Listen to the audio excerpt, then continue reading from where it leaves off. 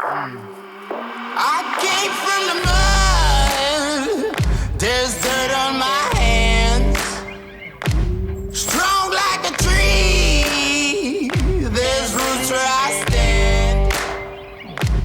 Welcome to another episode for Laymen of the Apocalypse. A show where ordinary friends have slightly irreverent conversations about theology, church, and the Christian life in a world where the sky is always falling. All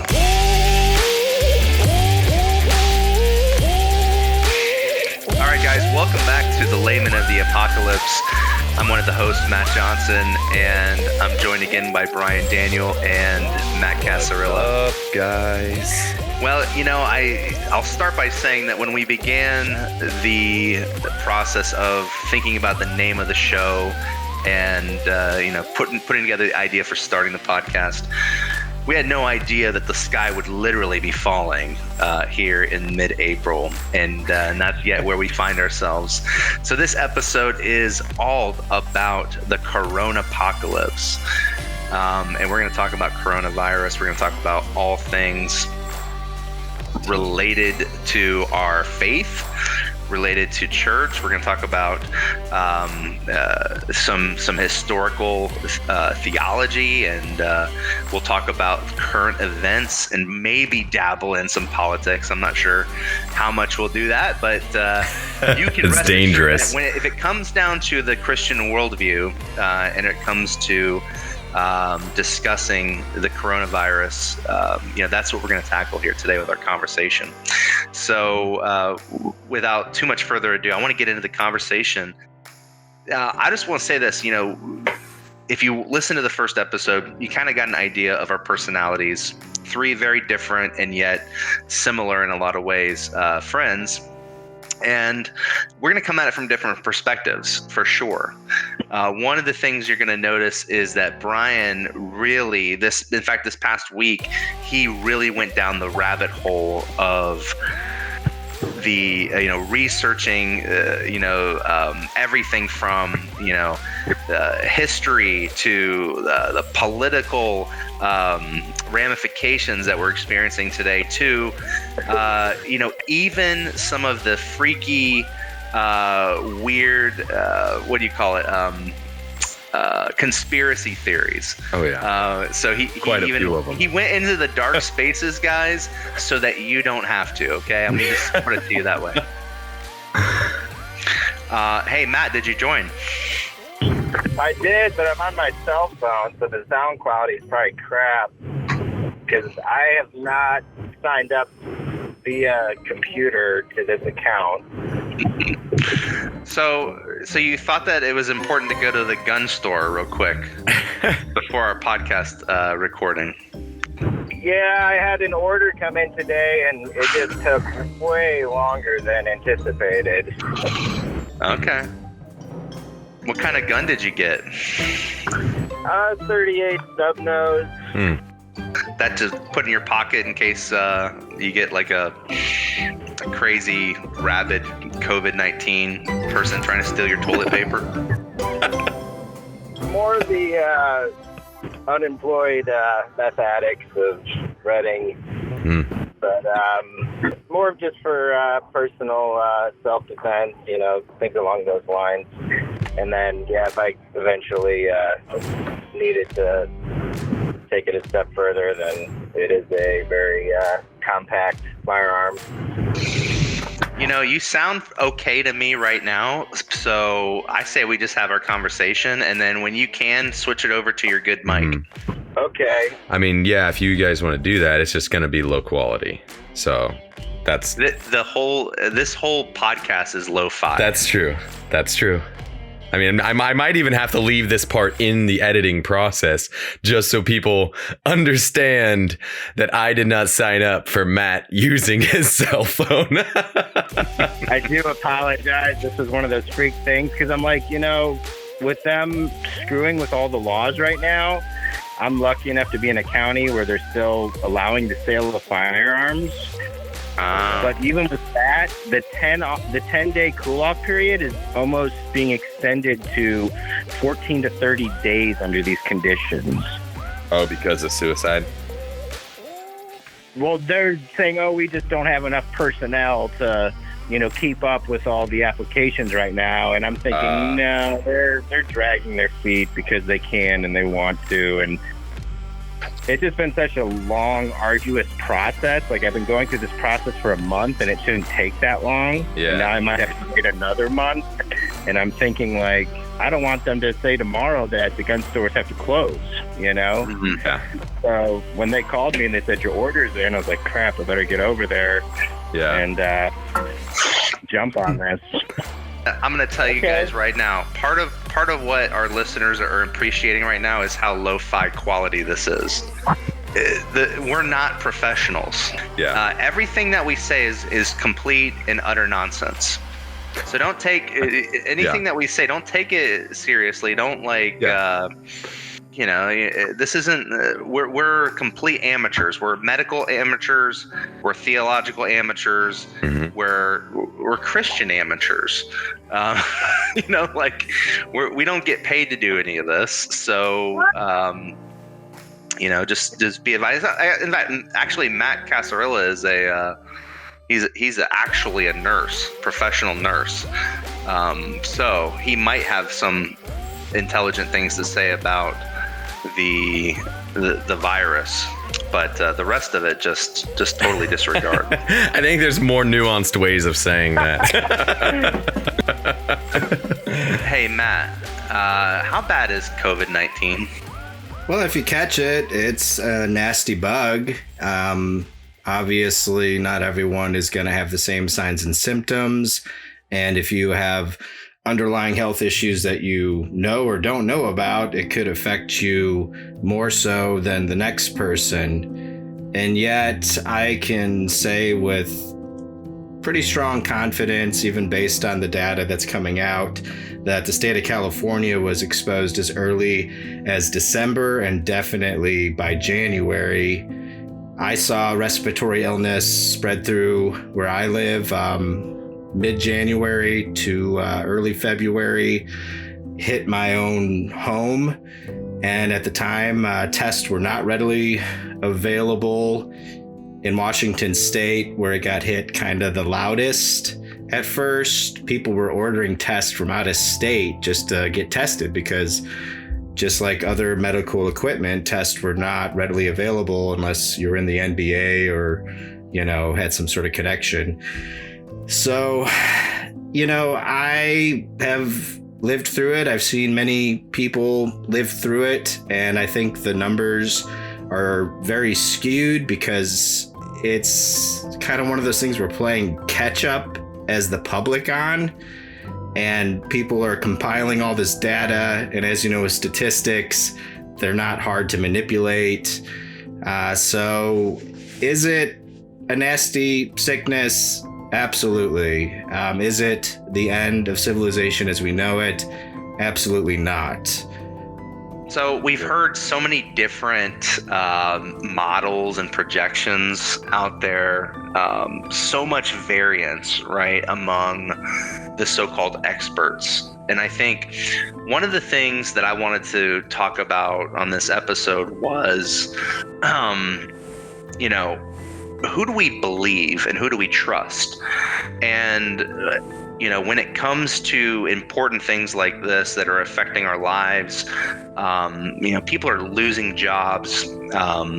People are getting sick. So, this isn't a made up thing. This isn't just like some dying. Wild conspiracy theory. Yeah, people are literally dying. I guess the question is, how does a Christian sift through these various opinions, and how do we look for the truth? Because really, of all people, we need to be about the truth, finding the truth, proclaiming the truth, standing on the truth. Yep. But it's very difficult when you've got scientists projecting death rates as high as like 3% and as low as 0.1%. That is a huge variance. and we're just not sure. So I'll just ask you guys, like, how do you personally sift through the information that you're hearing? So just for me, before this even became a thing, like vocationally, this was a thing on a personal level, but in a different way. So I was taking care of my father at the time, who was already on hospice and had a terminal illness. So here I was putting all of this COVID stuff, like, not even really on the radar yet. And I'm just wrestling through everyday normal life. Like, I have a family, I have a job, I have my dad that is dying in my home. And I'm going through all the stages of grief and stress and anxiety just related to living in the regular world as we know it. And then all this extra stuff comes out, and it's like, oh, wow, the whole planet is kind of like going through this season together now via technology. And it was a soft, if you can call it soft, prep for me, because it capitulated me into this mind frame where I was already wrestling with death, disease, crisis. And then it just got amplified, where it was like, oh, we've had some people tune into your station. You know, it's like your viewing audience has increased when it comes to sickness and death and dying. So now we have like this awakening of what we call just like standard protocol, where it's like, hey, you know, of course you should wash your hands. Yeah, you should probably keep your fingers out of your eyes, out of your nose, out of your mouth, out of your ears, especially if you're in public. And now it's just gone to a nanny state level of micromanagement that's unprecedented. And I live in this world as a healthcare professional on a regular basis, like, because I'm coming across all sorts of, you know, little critters and cooties that can kill you. So, Matt, for the listeners who don't know, tell us a little bit about your job and kind of things that you're doing on a day-to-day basis. Like, are you at work? Are you having to put on full PPE and stuff like that, or depending on the circumstances? Yeah, so there's certain protocols that are mandatory, certain protocols that are, you know, within your facility. So we do wear masks at all times. And then, of course, under the right circumstances, we do use protective equipment.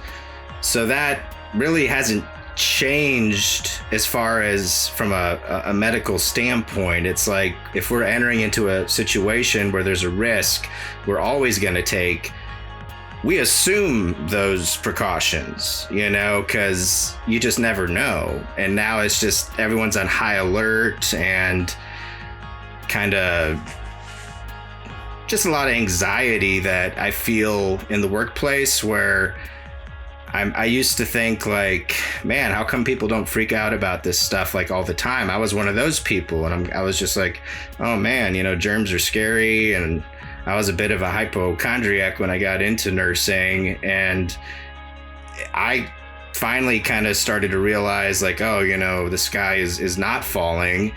And now all of a sudden I'm watching, you know, just across the board, not just in my situation, but all the way from coast to coast, healthcare professionals who are highly trained and have more experience than me are like freaking out about, you know, this, that, and the other. And I'm thinking, we put ourselves at risk constantly in healthcare. This isn't unique, other than we didn't know how bad it could get, you know, theoretically. And I don't know if that's helpful, but I kind of live in this sort of, you know, world on a regular basis, where I don't want to bring cooties home with me to share with my family, and, you know, take hygiene seriously and things of that nature. You know what? I was just one of the positive ways that COVID-19 has impacted our family is that, previously I would go for long walks in the morning by myself, usually before the sun would come up, and I would listen to like an audiobook or something like that before my day started. And recently I've been sleeping in a little bit longer and having my wife tag along with me. And it's been really a blessing. I take my headphones out, we're having a conversation, we're walking together. And anyway, I mean, that's been an amazing blessing. But we've had these great conversations that could probably be their own podcast, I guess, in their own right. But, one of the things that we were talking about was how the world or the culture that we live in is awakened to death. It's like we've just picked up the smell of it for the first time, because we haven't developed any suffering muscles, if that makes sense. Like, we just do not have, as Americans, as evangelicals, we just do not have the muscles developed to handle any sort of hardship or trial. And it's so evident right now. Like what you were saying was, hey, I mean, I've kind of lived through this. I've been through suffering, and I had to watch my dad suffer and pass away. And so you going into this, it wasn't as big of a shock. And yet for all of us who live like such sanitized lives, it is shocking. It is, it's unnerving. And like Brittany and I were just thinking about how, like, we haven't had a whole lot of tragedy. We haven't had a whole lot of, major health scares or anything like that. So the thought of COVID-19 and, what it could do to our family or our friends, it really is scary. And I think most Americans are probably right on that wavelength. Don't you agree? Yeah, I do. And I think part of it too is everything is marketed anymore. I mean, and now we're watching how even this is taking on this whole marketing agenda that is unprecedented, I think, as far as like the Department of Health, at least in current events, not unprecedented in history. So it's weird how things are sold. So like, for example, my dad, when he was still alive, he liked to watch, these old TV shows, and they know that a certain age audience watches certain TV shows. So all the commercials were about cancer and Medicare and like stuff that only old people freak out about. And one time I was watching TV with them. I'm like, how do you watch this? I was like, this is so depressing. Like, every other commercial's about death and dying. And what if this goes wrong? What if that goes wrong? In a reverse mortgage. And if you thought of this, and I'm just like, man, we are psychologically manipulated like constantly. And it's the rub of living in a free society, and I believe in a free market, and yet there's a lack of discernment on the consumer side, where we seem to have kind of become the sheeple, and we just kind of, as much as we pride ourselves on being, independent and free thinkers, we have these canned ideas and these canned responses, and we really haven't formed a worldview as a people and a society, because that discussion isn't happening like it used to in universities. And I'm just seeing the canned worldview of America is not sufficient to sustain people in trying times. We need God. We need his word. We need his church. We need his people. We need revival. We need reformation. And I'll just kind of jump to it. I mean, that's what we need. We need a worldview that can sustain us no matter what happens. I'm so glad you said that, because one of the things I've been thinking about, and Brian, we even touched on this a little bit earlier, is like the God of science and a materialistic worldview is, you're literally seeing it crumble before your eyes in this epidemic. It has zero power to save. It has zero power to offer any hope.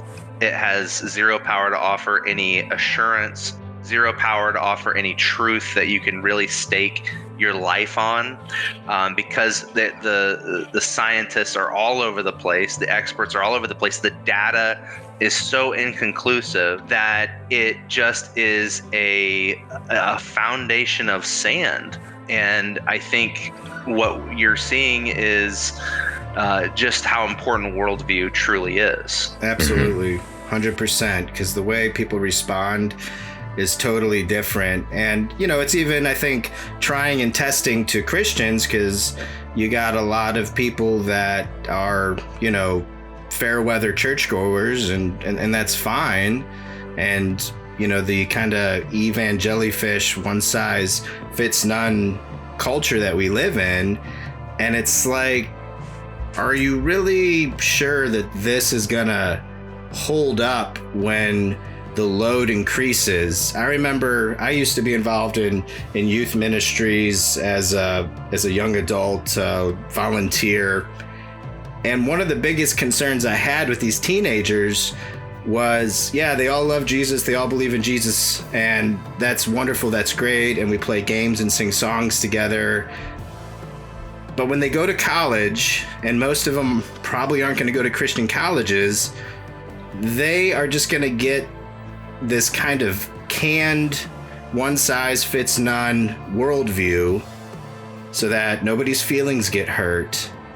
And they're not going to really dig deep into the beauty of the Christian faith and the beauty of God's eternal word and just the rock solid foundation that, yeah, they've dipped their toes in the pool, and they don't realize that this is like a life-sustaining, rock-solid source, reference point to reality, no matter if you're going through a marital crisis, a financial crisis, a health crisis. Like, the paradigm holds strong because Jesus is the anchor of our souls, the rock of ages.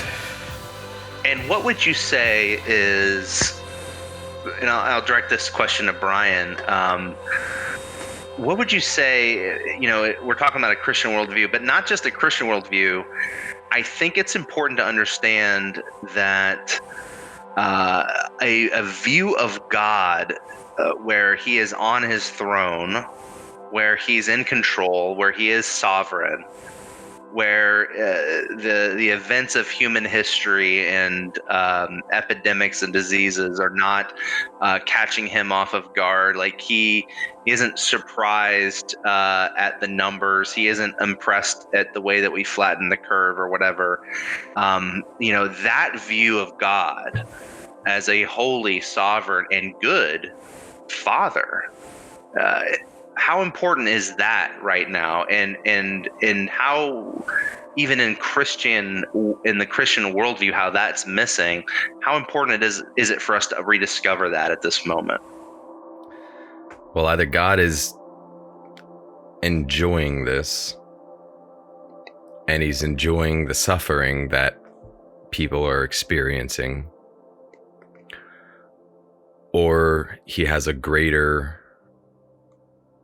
plan for allowing it in the first place. And it's not the first time throughout church history we've seen plagues or, you know, coronaviruses, or, I mean, you name it. There's been situations throughout history that we've had to wrestle with these very similar questions. And it's almost interesting how God lovingly almost tears down our idols, and he almost never allows us to achieve Eden or the utopia that our hearts desire, because he did create a world where he allows for pain and suffering. but he also created a world that allows for so much beauty to come out of pain and suffering.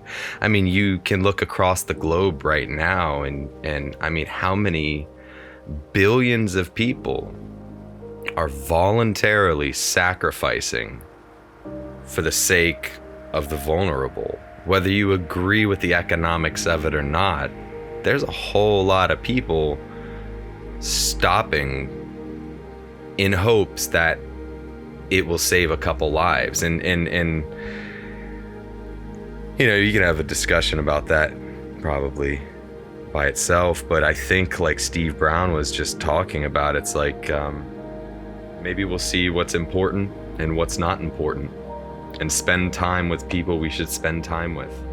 You know, this reminds us of our mortality, and remember that there's a God and he's not worried, you know? And it's like God allows these things to shake us up, because it's like no one can escape death. No matter how much we sanitize our world, there's a reason that God has sovereignly chosen to allow the pain. But there's also reasons, I mean, as a loving father, I mean, it's like, yeah, you can read scriptures and you can find the verses that say this, God's doing this because he's mad at us and that he's disappointed in us and that we suck. Because I mean, yeah, I mean, there are criticisms to be had about because we do. Yeah, we do suck. I mean, that's the thing. Like, I don't know why suddenly everyone's like, oh yeah, we've been doing a few things wrong in worship, and now it's like God's gonna take away church for the whole world. It's like, if you actually look at the statistics, I mean, there's a lot of secular people tuning into church streams right now. The taste of death, I mean, it pushes people to start reconsidering the direction of their life. They start asking, where do they go in the end? You know, like, are we just stardust? You know, it forces you to ask those sorts of questions. And I was listening to Paul Zoll recently, and he was even saying how most people don't even ask those questions until they're in their 50s. Yes. You know what I mean? I mean, yes, some people do at a younger age, but that's not because of typical circumstances. You know, we live in a very sanitized world now, where we take dead bodies and we ship them off and you never see them. Then somebody puts makeup on them, gets them all pretty for us, and then we see them one last time before, you know, we put them in the earth. But it's like we try to alleviate the sting of death so much, and we just can't. And it reminds us of our mortality, and it reminds us of our need for God in all of this. And now that doesn't mean that we don't wash our hands. I'm not sitting here like dispensationalists who are saying that it's not real or that Jesus is coming tomorrow. Like, I mean, I had a quote, and I'll share it eventually during the podcast, but it's by Martin Luther. You know, it was when he was wrestling on whether or not Christians should run into the plague or run out of it, you know, and whether you should serve in it and what to do in the process. And I mean, boiled down, he was just like, you know, we do our part. You know, God sovereignly created modern medicine. You know, he created soap. You wash your hands, you take common sense. But at the end of the day, you're not fearful, because if God does decide not to pass over you today, and today is your day, then if you have confidence in Christ, I mean, I can sleep at night knowing that I'm not stardust. And I know there's people who sleep at night knowing that they are stardust. And if that's, you know, their thing. But for me, I'm not shaken right now. But you've got the secular people of society who are extremely shaken right now, because they don't have somebody on the throne. Yeah. They built their house on the sand. I mean, there's that element of human responsibility. Yep, there's human responsibility, but according to them, there's just us. And just like you were saying earlier, Matt, it's the whole worldview and how it comes back to how we respond to this situation.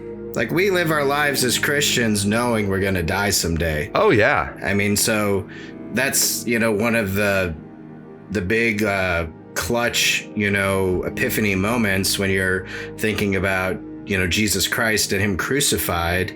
And here we just had Easter, and we celebrate the empty tomb and the resurrection. And the beauty of it is we don't have to be afraid anymore.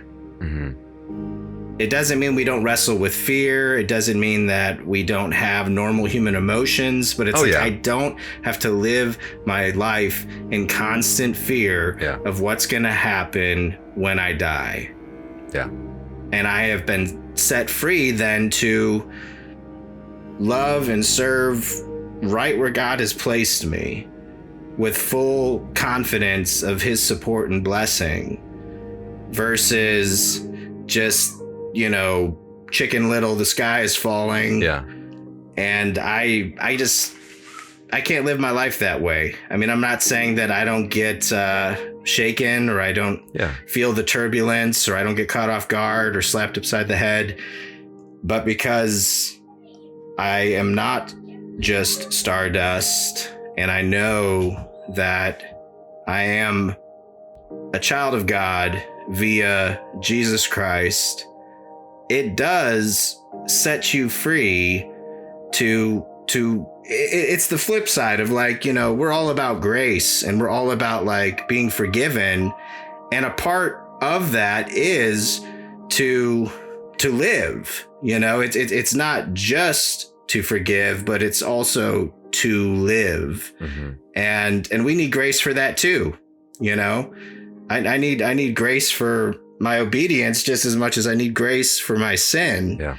And that's where, through the application of faith, we start to step out of this place of fear that, God is against me, the sky is falling. If I don't get it first, somebody else will. And it doesn't mean we throw common sense out the window. Yeah. I mean, we still learn how to read, write, add, subtract, multiply, divide, and all that good stuff. Even eat healthy foods. I mean, there's very basic things like washing your hands, like God ordained very ordinary means to reduce the effects of the fall. It's a common grace. Can I just say something about fear real quick? Yeah. I think this is a very important point. Fear is not a punishment of God. Fear is actually a grace of God. If you go back to the first episode and you listen to my testimony, you'll remember how afraid I was when I started having a panic attack in my apartment when I was 21 years old. And it was that fear of failure, fear of death, fear of judgment that drove me into the scriptures and drove me ultimately into the arms of Christ. And even the great hymn, Amazing Grace, remember it says, "'Twas grace that taught my heart to fear, and grace my fears relieved." Amen. So I think a lot of Christians need to be hearing that the fear and the anxiety that you're feeling right now, let it be a blessing to you. Let it push you into the arms of your Savior. Let it drive you into action and to do the things that have been committed to you. Like, you don't have any control over an epidemic virus. But what you can do is lead your family, lead yourself, take care of yourself, be healthy, and have faith and practice your faith. And so in times like these, it's an absolute, it's really, you need to think of it as a huge blessing, a huge grace that God has allowed us to, just for a moment, he's shut down all of the noise. And he has essentially said, listen up. And he's gotten the entire world's attention. He glitched out the Matrix. The question is, are we listening?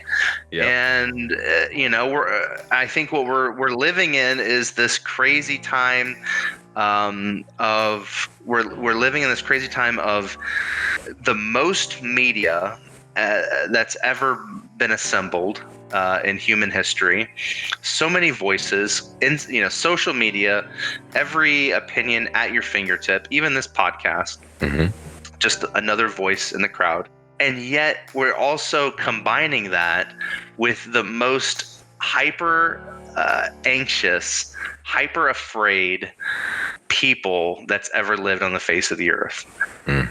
And we need to be asking ourselves, what is God trying to say to us in this moment? I think God slows us down because he loves us.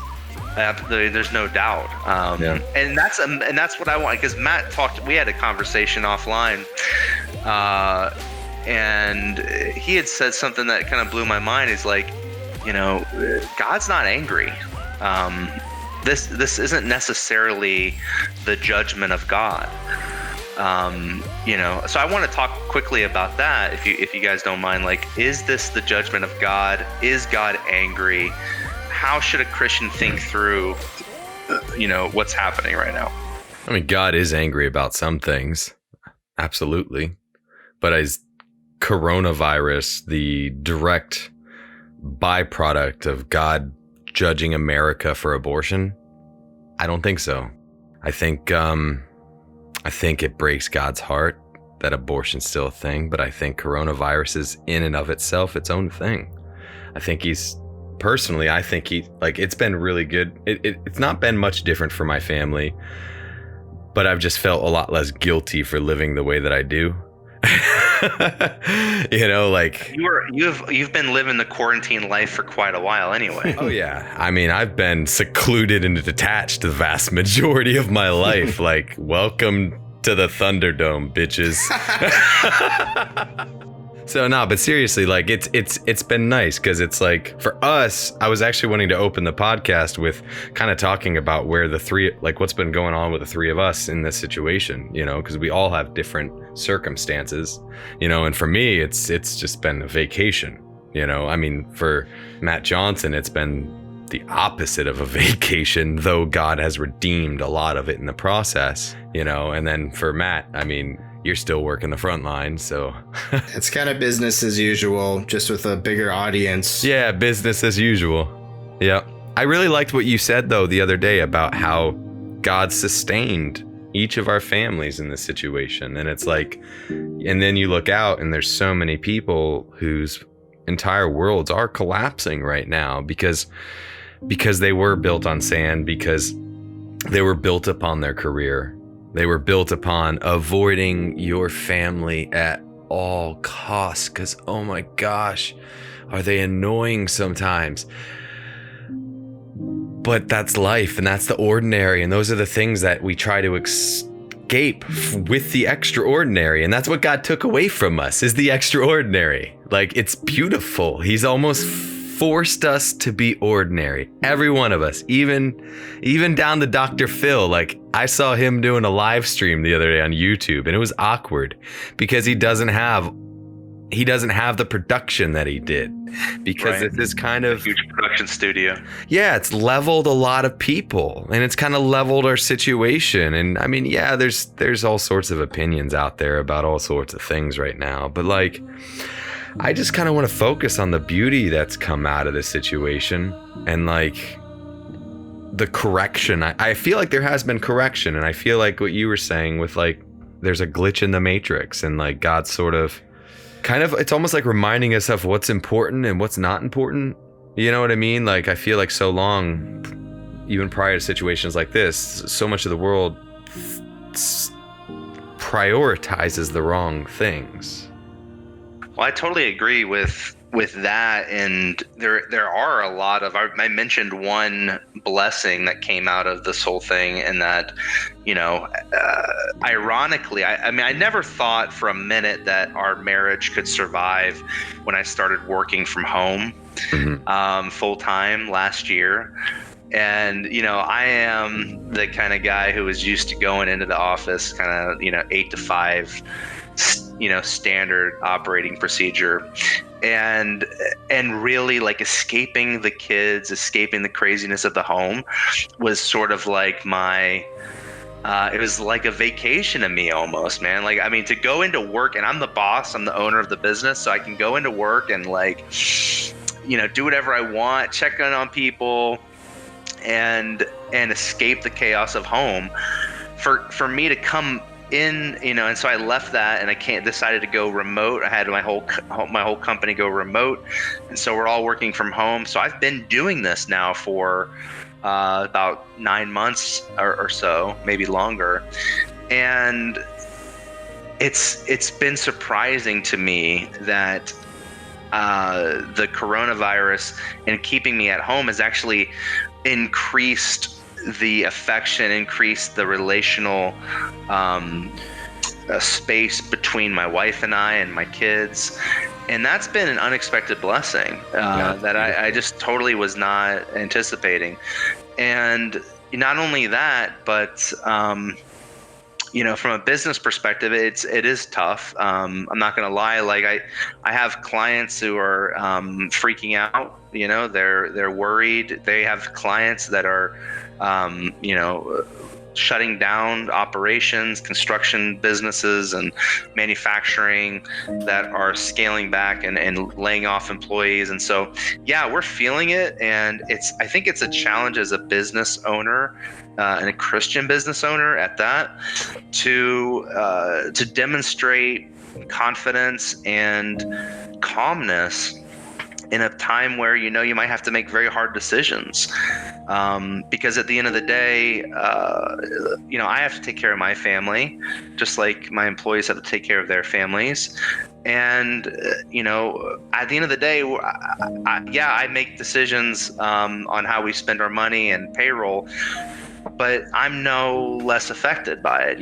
Like I still am concerned about making sure I pay my own bills. And so, but the difference, I think, is I know that no matter what happens, if I have to scale my business way back, if I have to God forbid, like if my business totally fails in this moment, it's not the end of me. Yeah.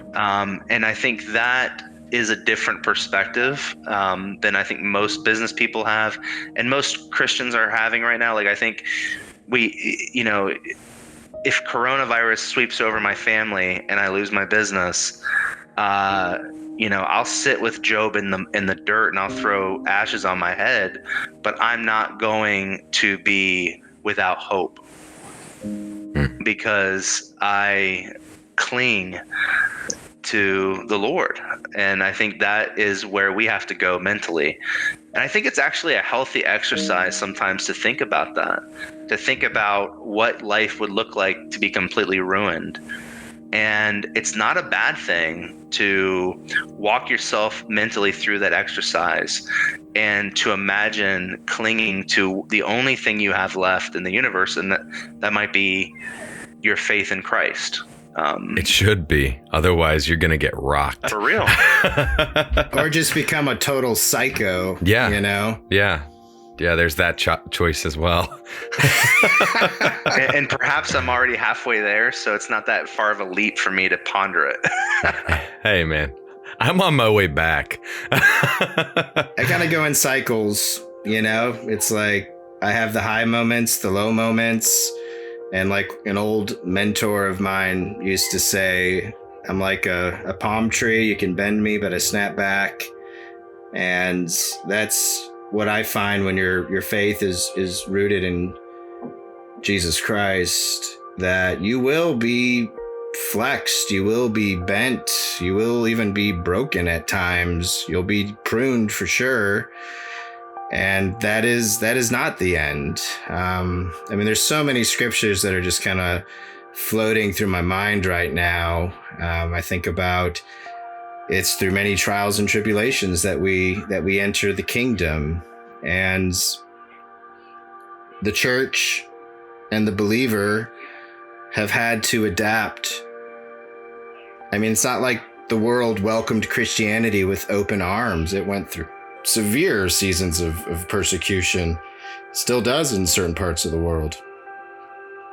And here we're just kind of being reminded of the sacrifices that have been made and the foundations that have been laid, and saying, hey, you know what? Looks like some of these old timers actually knew what they were talking about. And you find in their own stories, they went through extreme situations, and yet even with all the good, bad, ugly, beautiful, the gospel sustained them.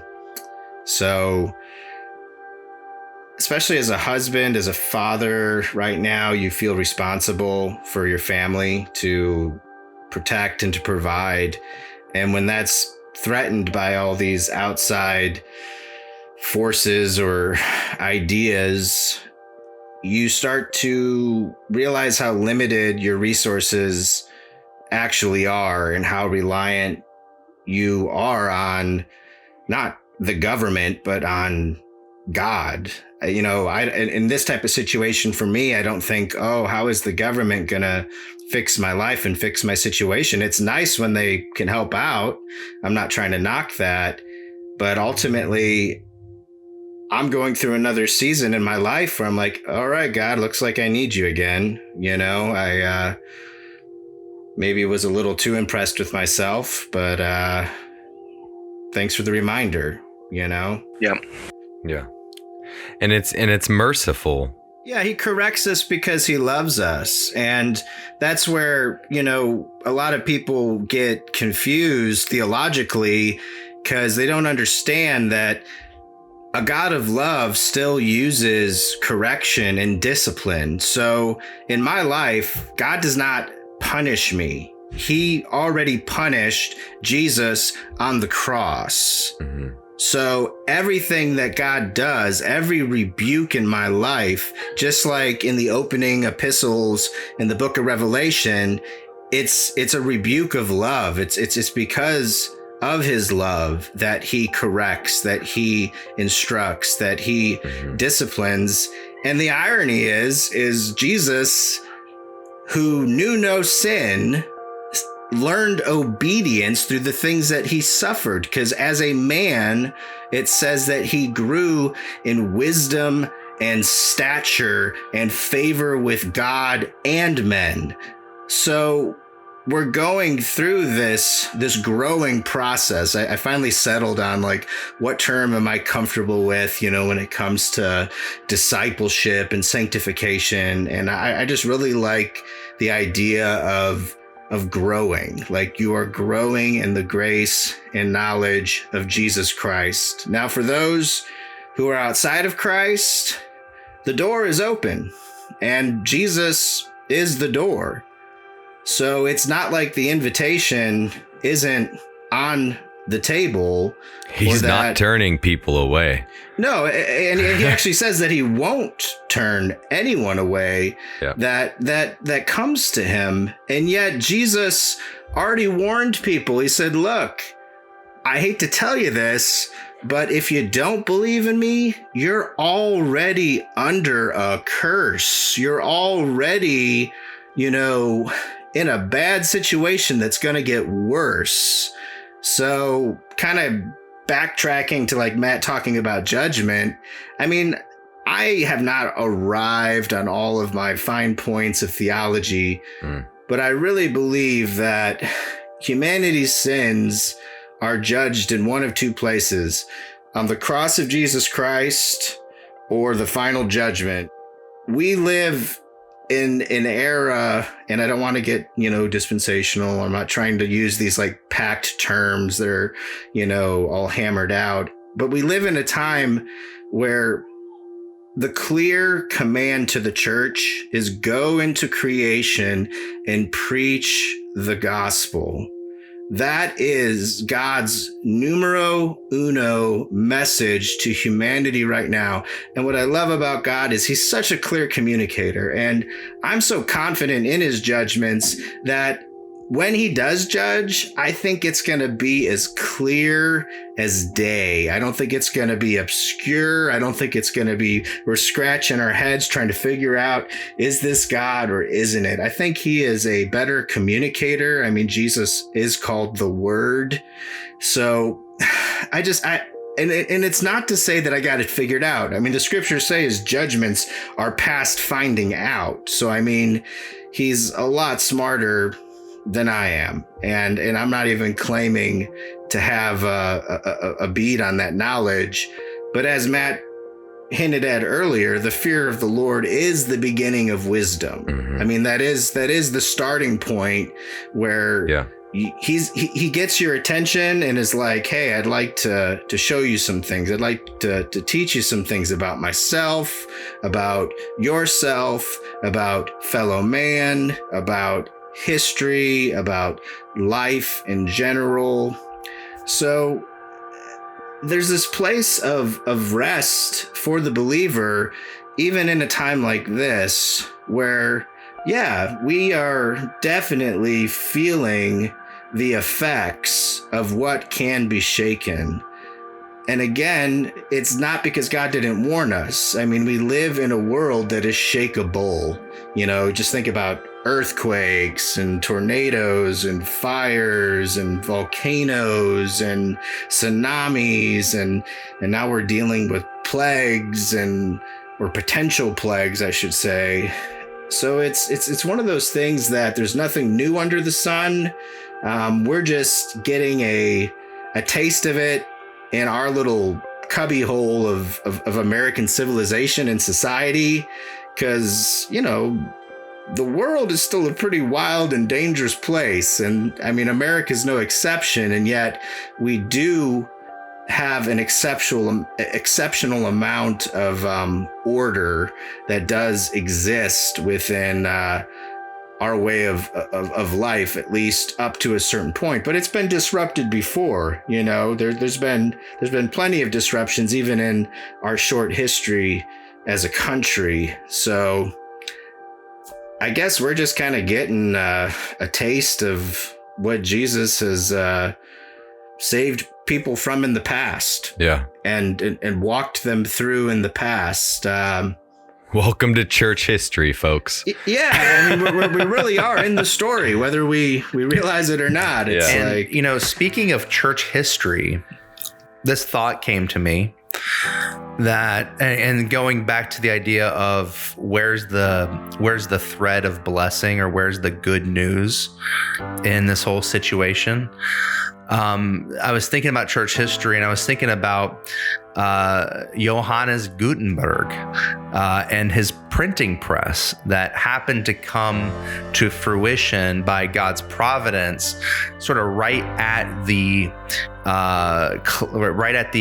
climax of the Reformation in Europe, and how the works of Martin Luther and the Reformers started to leverage this new technology, and the Church of Jesus Christ leveraged the new technology of the day, which was the printing press, to start spreading the gospel all over Europe, and the Reformation, and sending the common people back to the scriptures.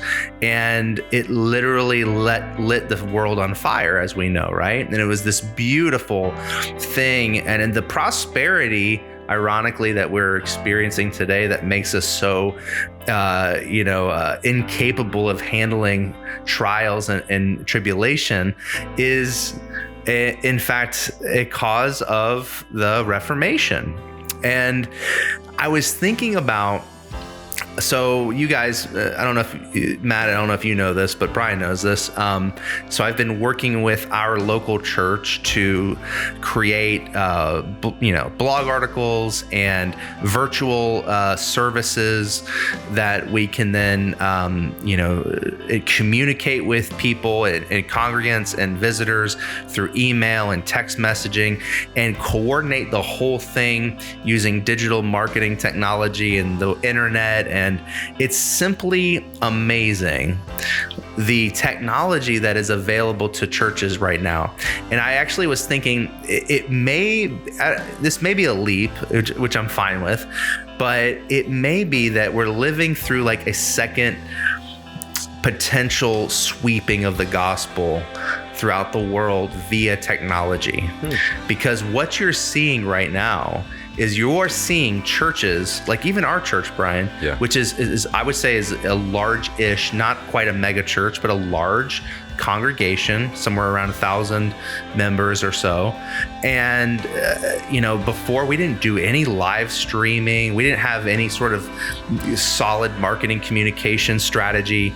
And now, because of coronavirus, we have been forced into developing all of these tools and using them and communicating with people through the mediums where they're at. Texting and social media and email and using video and audio. And so churches are learning how to use the printing press, if you will. Amen. Does that make sense? Yeah, no, it makes absolutely sense. And so like the gospel is now starting to go out in ways unhindered like it's never before. Like, so whereas the Church of Rome kind of shut it down because they kept it quarantined inside of their chapels in Latin, giving the mass through the priests. Now, through the printing press, the gospel and the scriptures were given to the common folk, and that's what's happening now. Like church services, we're getting outside of our walls of our churches, and that is getting into homes and getting into the phones of people that just 12 hours ago were on Pornhub. Yeah. And not just Joel Osteen or Joyce Myers, but like good theology. Yeah. Well, a lot of them have already invested into that type of tech where necessity is the mother of invention. I think a lot of churches are afraid of being on life support, so they're in survival mode now. So they're like, we better utilize this and we better spend our money in the right place, because we might be closing at least our doors if we don't. And so it's a beautiful thing that's kind of I don't want to call it a forced obedience, but it's like a, hey, wake up. It's a nudge in the right direction. Yeah, like this is a good time to take that money and spend it on this. You've been holding off. Well, it's like there was a game going on, and the good gospel-centered churches were on the sidelines. I mean, there are notable exceptions. Yeah. I think of the ministry of John Piper, even, or even John MacArthur. Not to mention strictly conservative Baptists. I didn't mean to go there, but.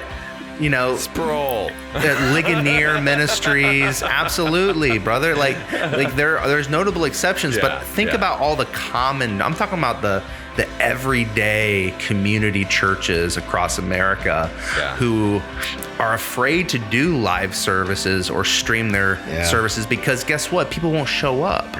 And so, but now they have to do it, and I think it's a good thing. Yeah, I agree. I mean, I get it. Like you would never replicate what it's like to be among 100 or 500 or 1,000 brothers and sisters singing the praises of the Lord, hearing the word preached, experiencing the Lord's Supper together. There's nothing that replaces that. No, okay, and that's for a reason. Yeah. And because that's a foretaste of eternity. However, I think where I was going for was not necessarily saying is okay, it's not like it's great that we have virtual services. I'm just saying to be able to communicate with congregations using technology and to serve and to love people using Zoom and Google Meet and texting, and you pull up your phone and you can like be face to face like where you are, like that's is a blessing. God, I don't want to like skim over that God has done this at this point in history, because nothing like this has really happened for a very long time. Certainly not in our generation. God is not anti-tech. I don't think it's as popular or common in our generation, but a lot of people really hesitated to get on the technology bandwagon, and I mean the ship has already sailed. I mean where we're at right now is proof positive of that. And you know what, God is the best computer scientist that's ever absolutely been known in the history of mankind. So it's not like there's things that we can throw at him that he's like, oh man, that's kind of out of my scope of practice. So let me ask you this, guys. What has your experience been doing worship at home? I feel that it has just become my personal responsibility to lead my family. And there's times I'll just break out the Bible at dinner or say, all right, everybody meet in the family room and just read some scriptures and pray and open it up for discussion. And they participate, because we keep them up to speed, up to date about what's going on and why we're not able to go to the church down the street right now, and all the fears and anxieties that are happening in society. So Bethel's a church that has streaming services galore, but to be completely honest, I haven't even tapped into any of that, and I know other ministries do as well. I've just been kind of doing my family gig. It's just like, well, until things return to semi-normal. But there does come a point where, as a Christian, you have to consider civil disobedience if this gets dragged out into just utter ridiculousness. Because again, Scripture is the final authority in the life of the believer, not the state. And we're not anarchists and we're not rebels, but we believe that, according to even our American Constitution, that we have inalienable rights given to us by our Creator. And there comes a point where I answer to God over government, and leading my family in worship. Think about the Puritans that came to this country and the Pilgrims that came to this country in the first place, because they're like, look, we want to worship God freely according to Scripture and our own conscience. So that's kind of like in the grassroots of the Constitution. And I'm not knocking organized religion, and I'm not saying that there isn't a place for it, but in these types of circumstances and trying times, my right to worship is granted to me by God. It's like Jesus said, those who believe, God gives the right to be called sons. So I have the right as a son to lead my family in worship and not feel like, oh, well, because I can't pipe in the pastor, all is lost under these circumstances. So, not to be super spiritual, but that's kind of just been how I've tackled it this time around. Because again, I just think we're so used to everything being canned for us, and it's just not always gonna be ideal circumstances that we worship under or in. So, Brian, how about you? We've never been very good at, I suppose, traditional. I don't know. Maybe we have. I've always managed my family's theology pretty well in the first place, engaging and stuff like that. And but otherwise, nothing's really changed. We still sing our couple songs of worship before a prayer at bedtime, but it's nothing really extracurricular. But are you doing the Sunday? Are you going at 10 o'clock on Sunday morning? Are you doing the worship service or Saturday night or whatever? Do you set aside a time on the Lord's Day? Are our pastors watching this? Yes.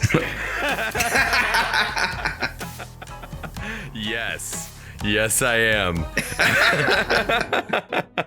Okay, so we have our answer. No, I'm not. I'm bad at that. I think I used to spend so much time in the worship zone. I used to be big into worship, but it was the cheesy worship stuff, and so I just haven't personally gotten back from my sort of charismatic worship roots. I'm still extremely Presbyterian when it comes. What does down that to mean? It. What does And that so, even mean? I'm challenging you right now, by the way. I don't like that you're not doing worship with your family. No, well, we do worship every night.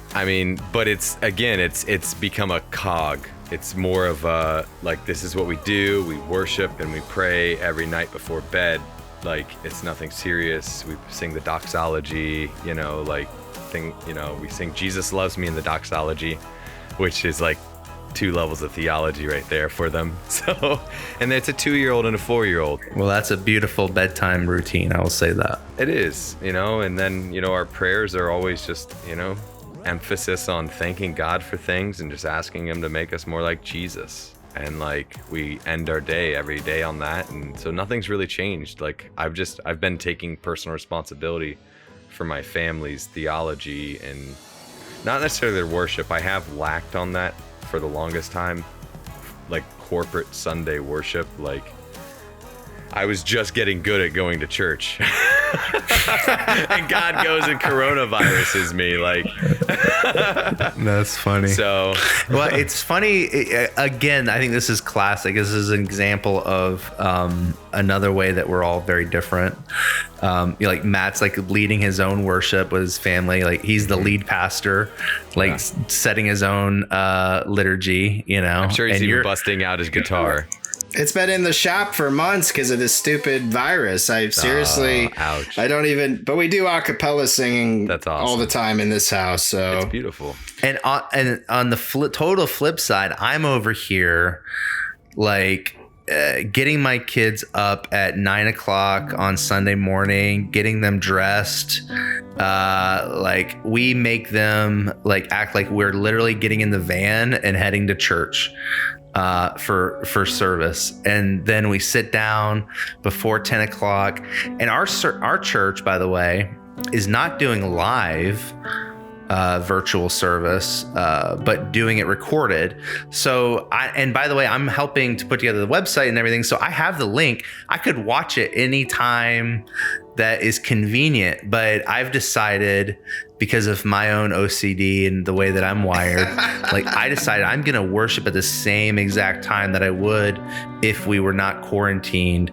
And I think that was the goal of that was the strategy from our church, was that we were trying to get people to RSVP to virtual worship at the normal times that they had previously been going, so that even though we were all in our homes, we were collectively in spirit, singing the hymns, listening to the word preached, praying together at about the same time every weekend. That's cool. And so we've just been focusing on that. And I will say this, it's not as gratifying as going to service, obviously, for many reasons. Oh, yeah. But I will say that the theological discussion and this discipleship that happens after we shut off the TV has been light years beyond anything that we had experienced when we were going to church. Because after the service, during a normal church service, it's like small talk, hang out, say hi to some people. Mm-hmm. Football. And then immediately get home to watch the Bucks game or whatever, right? Yeah. So, but now we're lingering in the living room. I have my sermon discussion guide. I'm going through, asking my kids and my wife questions, and we're having this great conversation. And it's been pretty rich. And I'll say again, I guess I'm coming across as the glass is half full. That's a good thing on every topic here. But I will say that has been another benefit from virtual worship. So, hey man, glasses half full is not a bad thing. Yeah. You know what I mean?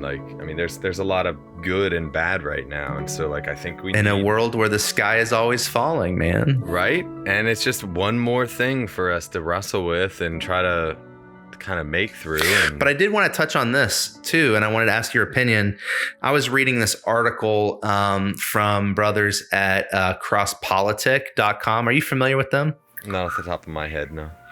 So they do a pretty good job of balancing Christian worldview, and they talk about politics, obviously. And this article that they wrote was titled "Coronaing Out of Control." Great title, by the way. But in this article, they talked about, our remembering our God-given rights as American citizens. And he actually says, reminds us that man cannot live on bread from the grocery store alone, but on every word that comes from the mouth of God.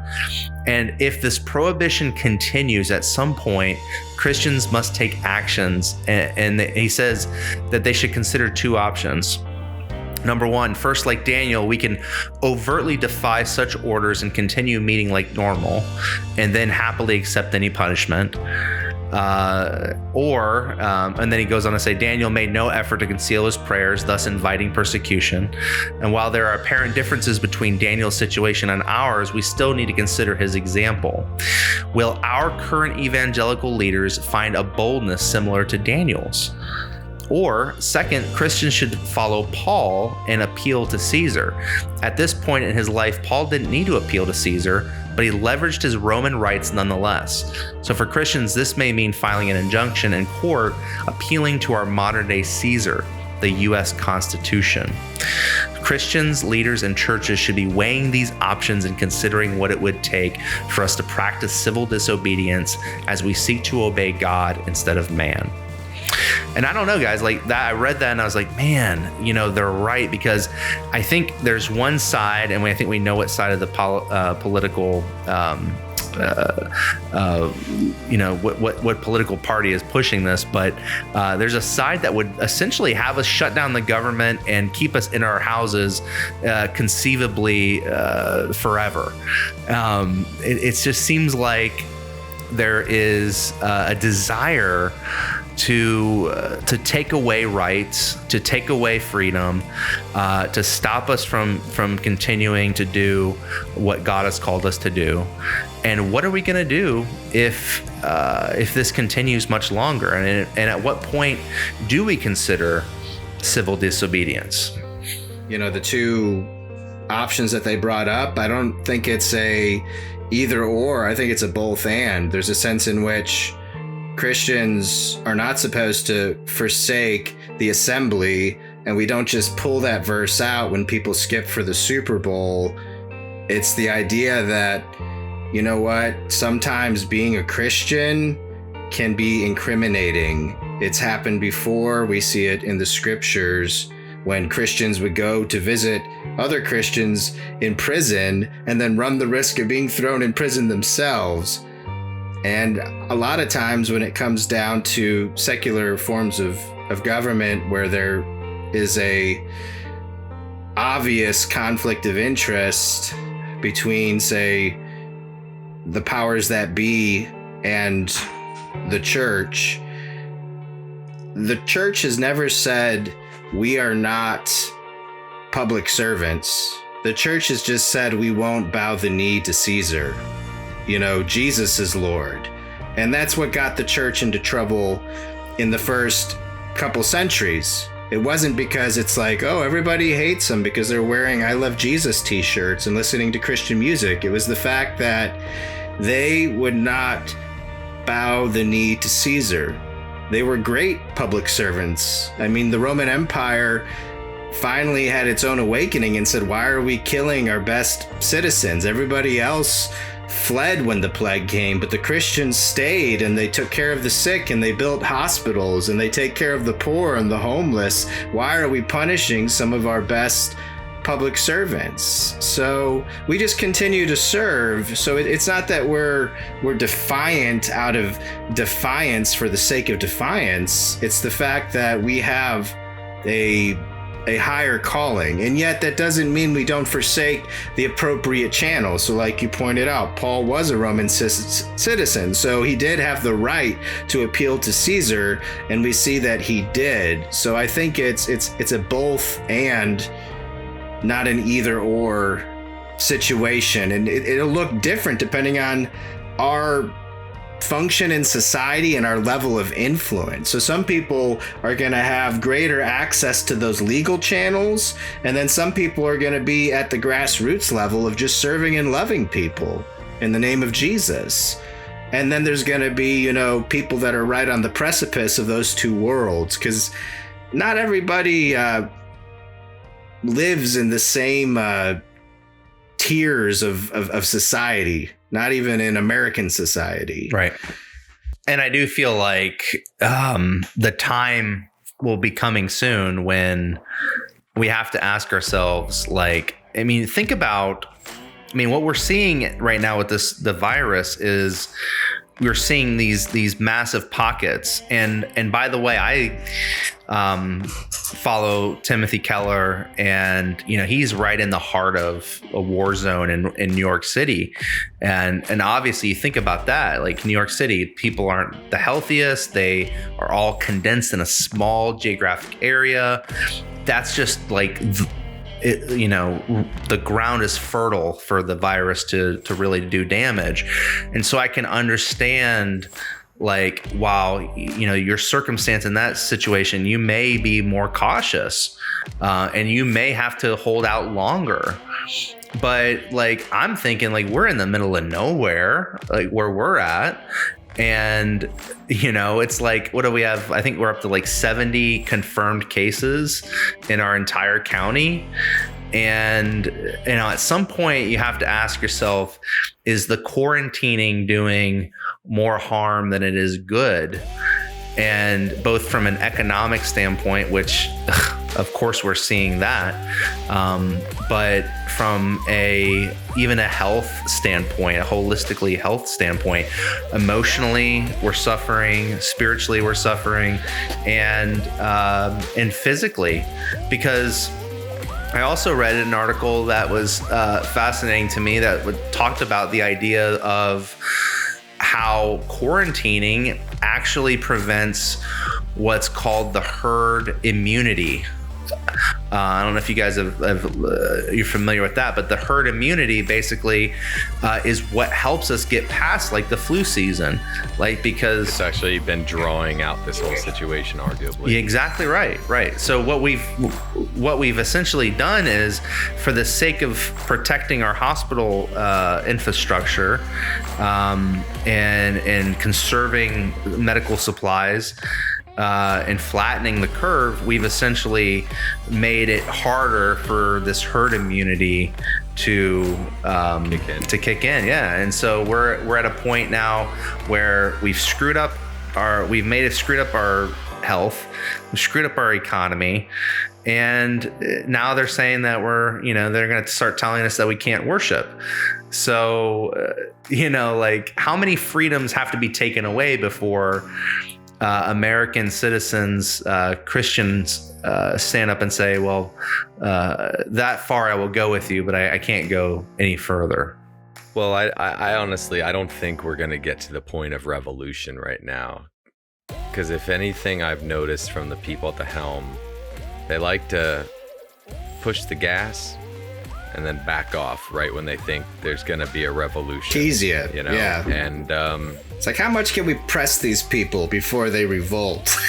yeah, and I think that's what we see going on even right now. You know what I mean? And like, there's a lot of voluntary solutions almost like taking place right now. And the church is part of that solution. The church is necessary. Yeah, it is a necessary component. And we can't allow our influence, even though we can be creative in the means that we use. Mm-hmm. And I'm not knocking that. And like Matt said, it's going to look different in Manhattan than it does in Beverly Hills, Florida. Yeah. But the church is necessary, period. Yeah. Essential. The word is essential. And you know what? I was going to say that I am flat out grateful that my liquor store remains open. But at the same time, I can't help but think to myself, how is this essential and the church is not essential? How is our schools not essential? Why do we yank all of our kids out of school? Well, it's to flatten the curve. And again, that's that whole discussion I was bringing up at the beginning of the podcast, which is like, what got us into this situation, right? Like, why was the market so impotent at meeting the challenge? I mean, if you really think about it, like, you look across the board, and I was telling Matt earlier today, I think it was, you look in Italy and you've got their medical system, and the people who own the patent to basically this component, this doohickey that basically goes on to the ventilators, which normally costs $11,000, is getting 3D printed for $1. And they're saying that they've saved at least 10 lives because of the situation and 3D printing and all that stuff. But the point is like now they're talking about lawsuits. And it's like, how many regulations are in place that are actually causing this whole thing to get worse and be in a worse situation, and the costs and the bedding and the lack of facilities? I mean, all of these things come from the inflated costs of doing medicine anymore. I mean, you can't, the amount of red tape that is involved is making responding and reacting to this situation far more difficult.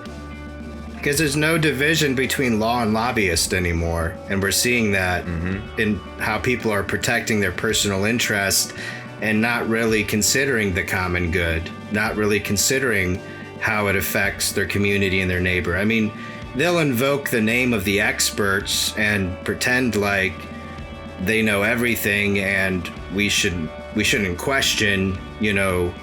But again, when Matt talked about like the God of science being challenged, I mean, that's one of the things that I'm glad I got into medicine and the medical field, because I learned science is not an exact science. Like, it's open for discussion. It's open for debate. Like, people are still figuring things out. Thank God. Yeah, there's some things we have figured out, and there's some things we thought we figured out. We haven't even figured out what to put in our bodies yet in terms of food. Every 20 years it changes. So yeah, you're absolutely right. There are some people that are being extremely selfish when they think about the solutions, because they're really just thinking about protecting their own asses versus what really is in the best interest of the American people. Because there's going to be casualties regardless. So I'm not so much sure that just using the calculation of like how many people do or don't die is even the best metric. Because if you were to use that metric, you know, in other scenarios and situations, I promise you it doesn't always apply equally. And I know that sounds like super, you know, dark, yet I've always joked and said, you know, the FDA will approve anything that doesn't kill you in 5 years.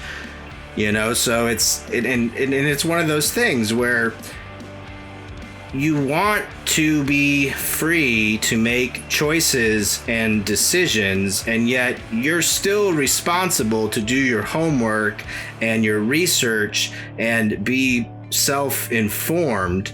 The problem is when the government starts to get in the way of that information and they're trying to control the narrative, which it seems like there's a real struggle going on when it comes to that there's people who want to control the narrative, period. And then there's people that are saying, hey, look, this story is still developing. Like, we're figuring stuff out as we go, and we're having to make adjustments as we go. So again, it's like, why people are so quick to put their faith, hope, and trust in the government is beside me, because history says otherwise. But government, again, and the media. Yeah. And the media. And so government is not evil. I'm putting that out there. The idea of government, it's God's idea. Ordained by God. People are evil. There's boundaries that he placed on that government, though. Yes. Yes. They are ordained to do what's right and punish what is wrong. And, you know, here again, it's a beautiful thing that God's word does leave room for our conscience. I was thinking about this earlier when Matt was talking, and I was like, just the brilliance of Martin Luther when he made his stand and he said, you know, I have to do what Scripture and my conscience, because he was a good student of the Bible, because even Paul talks about how there is wiggle room for the conscience. So right now, a lot of people are wrestling with their consciences. Like, we're not even really wrestling with like ultimate reality or truth. We're wrestling with data and how to find the right metric system to measure and value what is happening right now.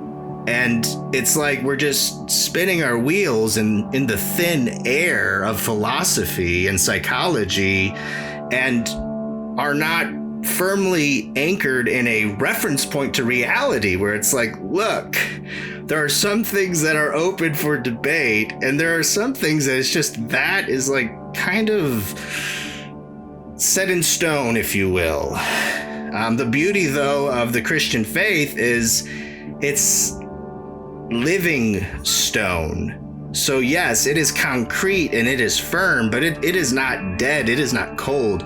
It is alive and it is life-giving. So it's not like we're just walking around with all these weights on us saying, oh, I'm never gonna leave the ground because I'm just weighed down by what I believe. It's like, no, I actually can enjoy the air I breathe, even though it's tainted, even though the world I live in is fallible, even though the food has stuff in it that it shouldn't, and the water has stuff in it that it shouldn't, and our clothes have chemicals in it that it shouldn't, and our personal hygiene products do too. I don't have to be a basket case. I can live my life according to God's word and my own conscience. And that's the safest place on a mental health scale. And atheists are basket cases right now.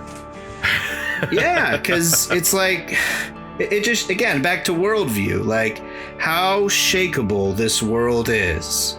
Mm-hmm. So we need some rock solid ideas. And just like David said, God is my rock. I mean, sounds kind of weird, but also makes sense at the same time.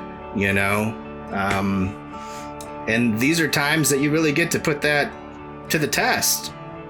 Hey, yeah. Let's wrap up with some closing thoughts on, so maybe some things that you'd like to say, just to kind of encourage listeners out there who are, wrestling with these same ideas and need sort of a good word. So I don't have a prepared speech, but I would encourage people that life is for the living, and adaptation is part of the process. Doesn't mean that you are going to avoid all pain and suffering. Even if you dodge this bullet, there's another one with your name on it.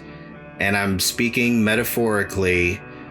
So this is a great time to figure out what you actually believe, who you actually love, and what is worth the ultimate sacrifice of yourself in times like these, because we don't get to decide our expiration date. But if you're still alive and you're still breathing, you still have an opportunity to live, regardless of your circumstances. And I don't know what those look like specifically and individually, but the good news is, even if they are worst case, God is great at making something out of nothing. And like Joseph said when his brothers sold him into slavery and left him for dead, what you meant for evil, God means for good. I know I'm preaching. I hate to sound like a preacher. That's not my intention. But more than ever, you can really, really engage God on a personal level if you are living right here, right now under these sets of circumstances, because you've been spending a lot of time in your head lately, and a lot of the thoughts you're thinking, you are not thinking by coincidence, you are not thinking by accident, you are not thinking alone, but we all need help sorting through those thoughts. Amen. Well, I will say this sort of as my closing thoughts. I've been thinking a lot about practically how to live in this time of quarantine where it literally feels like every day is the Groundhog Day, like the movie with Bill Murray. And, even though I've gotten used to being at home, it can feel unnerving to have your schedule changed and to be doing something completely different. If you're listening to this and you're just not used to this and you're kind of, freaked out by the whole thing, I want to give you some Christian worldview advice from your older brother, Jesus, who taught another brother about this principle, that the day has enough trouble in and of itself. Jesus said, "Therefore, do not worry about tomorrow, for tomorrow will worry about itself. Each day has enough trouble of its own." This concept was later outlined by a famous business coach called Dale Carnegie. And Dale Carnegie wrote a book called How to Stop Worrying and Start Living. And I think that book would be very relevant today for us. How to stop worrying and start living. And his principle was a biblical principle. He was a follower of Jesus Christ. And this is what he was talking about. He was talking about Matthew 6:34.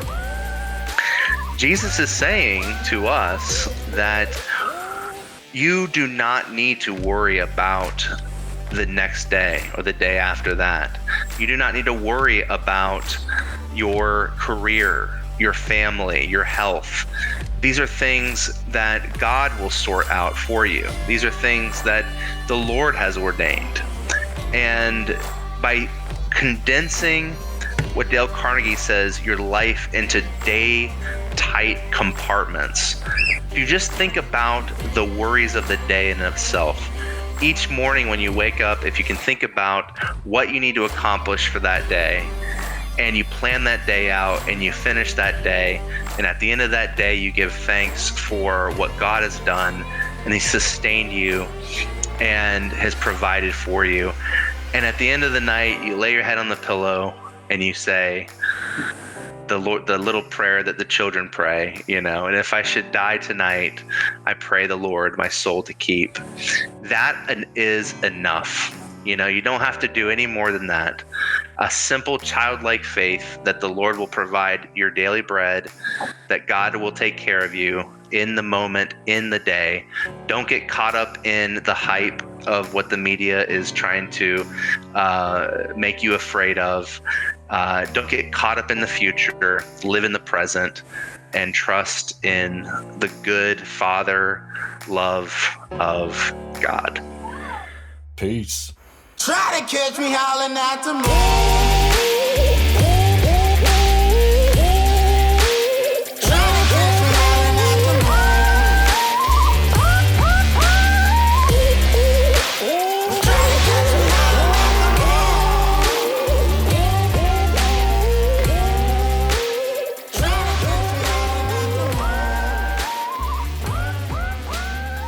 I shall ask God mercifully to protect us. Then I shall fumigate, help purify the air, administer medicine, and take it. I shall avoid places and persons where my presence is not needed in order not to become contaminated, and thus perchance inflict and pollute others and so cause their death as a result of my own negligence. If God should wish to take me, He will surely find me, and I have done what He has expected of me. And so I am not responsible for either my own death or the death of others. If my neighbor needs me, however, I shall not avoid place or person, but will go freely, as stated above. See, this is such a God-fearing faith, because it is neither brash nor foolhardy, and does not tempt God. Martin Luther, on whether or not one may flee from deadly plagues. Hope you find